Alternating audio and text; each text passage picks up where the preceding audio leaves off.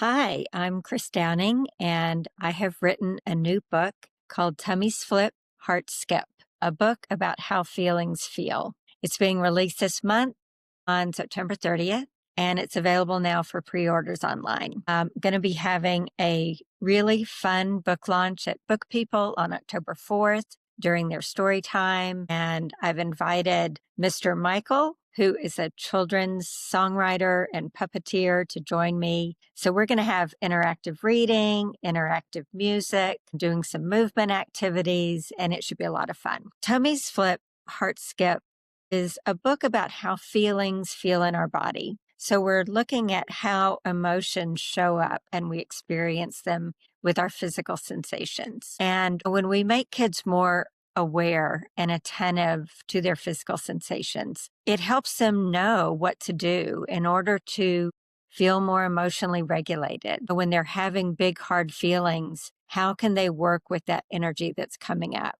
And even when they're just excited or maybe anticipating something unknown, we want them to be able to notice that and do something with that energy. We also want kids to notice when they're just feeling happy and safe and even brave, where they feel like they can do something even though it's hard. Sensations tell us what our body needs. They let us know whether we feel safe and kind of be in a state of relaxed alertness. And that's when we can really learn that even though this is hard, I feel brave enough to do it, or if we really need to protect ourselves. If a child is feeling anxious, they need to do something with that emotional energy.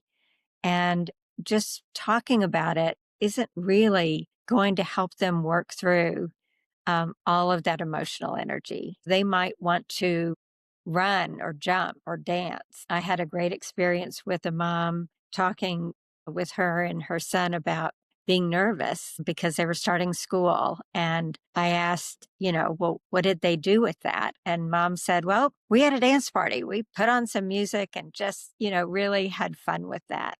So, if kids are feeling angry or frustrated, they might want to stomp around the room. They might want to use their voice loud, and say, this is so hard, or I'm really mad about this. They also might want to push against something like a wall or a tree, or push against someone. A really nice thing to do with kids is, to let them push against your hands and give them that resistance so that they really feel it in their muscles, and, let them push you back a little bit. And when they're ready, you can just ease off and let them really experience that release. Emotions are really just the words that we give to our physical energy.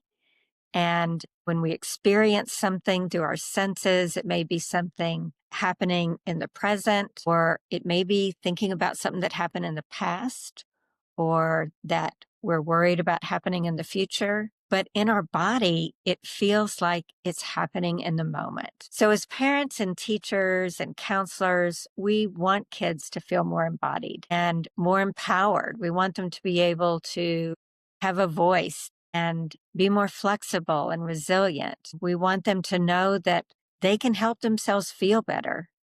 And in order to do that, they have to be in their body. They have to feel safe enough to express that energy. They also have to feel really safely connected to an adult so that they can co-regulate and borrow that adult's calm energy. These are just basic somatic experiencing principles, and I've taken them and turned them into a children's book. And there's a lot of kids' books out there that focus on emotions, not a lot that really focus on children's sensations. And that's what I was excited about releasing. The artwork in the book is really beautiful. It's illustrated by a really talented illustrator, Vivian Miniker, that Free Spirit Press hooked me up with. And she uses these really bold colors and fantastical, whimsical themes. And one of the nice things is that the book can be shared with kids in a very interactive way.